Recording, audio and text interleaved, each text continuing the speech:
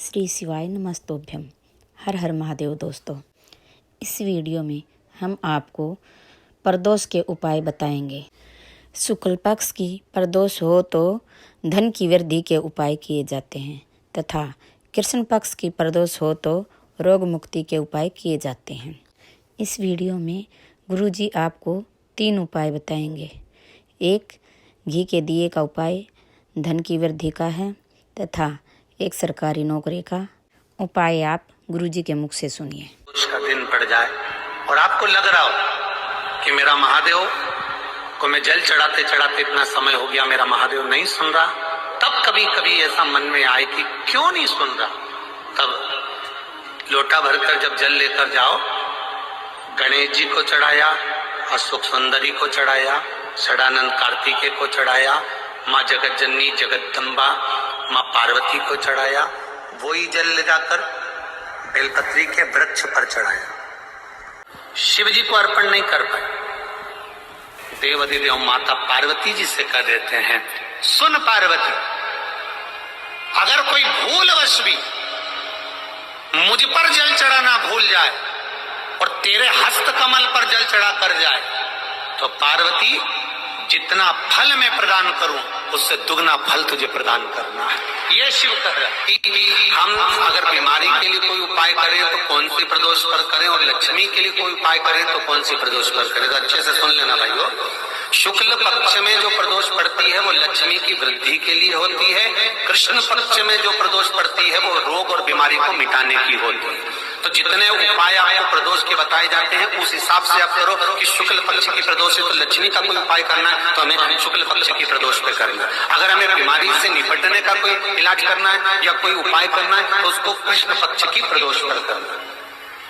मान लो अगर कहीं आप कोई नौकरी के लिए अप्लाई कर तो जैसा माता उमा ने प्रदोष काल में प्रदोष के समय पर प्रदोष काल के अंतर्गत बेलपत्री का स्मरण किया है, वो बेलपत्र का स्मरण अगर संसार का मनुष्य कर लेता है तो महाराज ब्रह्मवृत्ता पुराण कहती है कि उस जीव का ऐसा कोई कार्य नहीं जो सफल नहीं हो।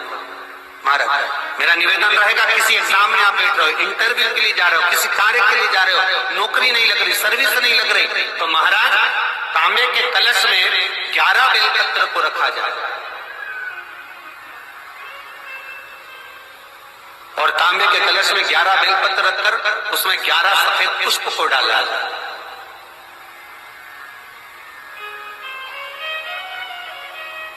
लाल चंदन घिसकर कटोरी में लेकर जाइए।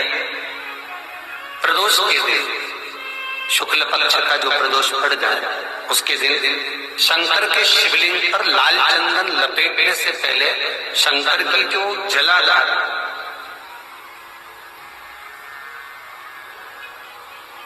महाराज ये शिवलिंग है,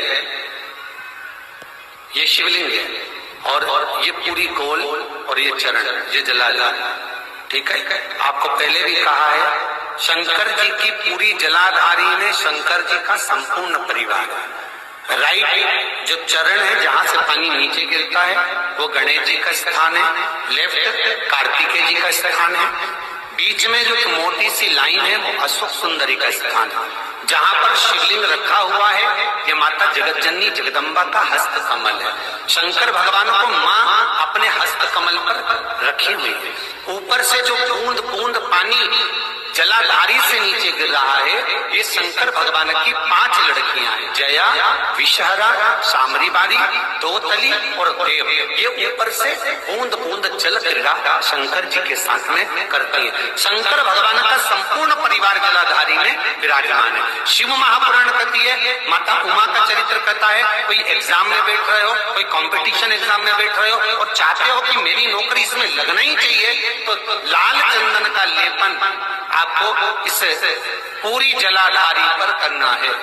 लाल चंदन का पूरी जलाधारी पर करना। और महाराज जी जिस कलश में आपने घर से 11 बेलपत्र 11 सफेद पुष्प जल के अंदर डालकर लाए हो उसको आप चढ़ाएंगे तो इस तरह से चढ़ाएंगे कि उसका भाग हमें दिखे चढ़ते समय। ऐसे नहीं चढ़ाना, उसको चढ़ाते समय इस तरह से चढ़ाएं कि वो जल का भाग हमारी ओर गिरता हुआ महाराज। जब आप वो समर्पित कर दें बेलपत्र पुष्प आदि सभी चीजें, उस चंदन का एक थोड़ा सा भाग पूरी जलाधारी पर हाथ फेर कर अपने दरवाजे पर आते आते उसका स्पर्श कर दें। जिस दरवाजे से आप एग्जाम देने के लिए जाओगे, जिस घर से आप जाओगे, अपने घर के किसी भी दरवाजे पर उसका हाथ लगा दें या कोई स्थान को छू लें।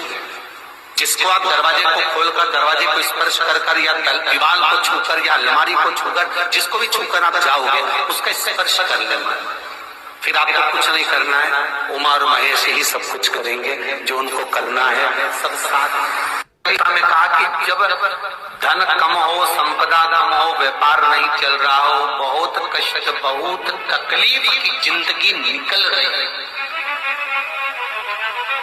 2 रुपए भी अगर खाने के लिए नहीं है तो एक बार प्रयास करना, घर में ही प्रदोष के दिन घी का दिया लगाकर या मंदिर में शंकर के घी का दिया लगाकर उसमें 2 बाती, कितनी बाती? 2 बाती रखना। चाहे तुम लंबी रख लो चाहे गोल रख लो, पर रखना 2 ही बाती। घी का दिया लगाकर दुख दहन स्त्रोत का पाठ, दारिद्र दुख दान स्त्रोत का पाठ बाजार में किताब मिल जाएगी।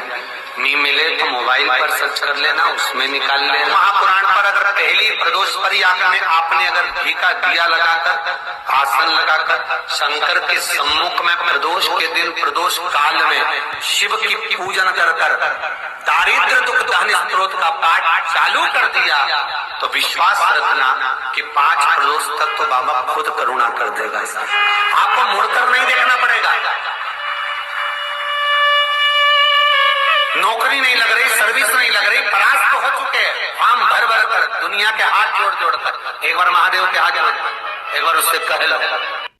आशा करती हूँ वीडियो आपको पसंद आई होगी।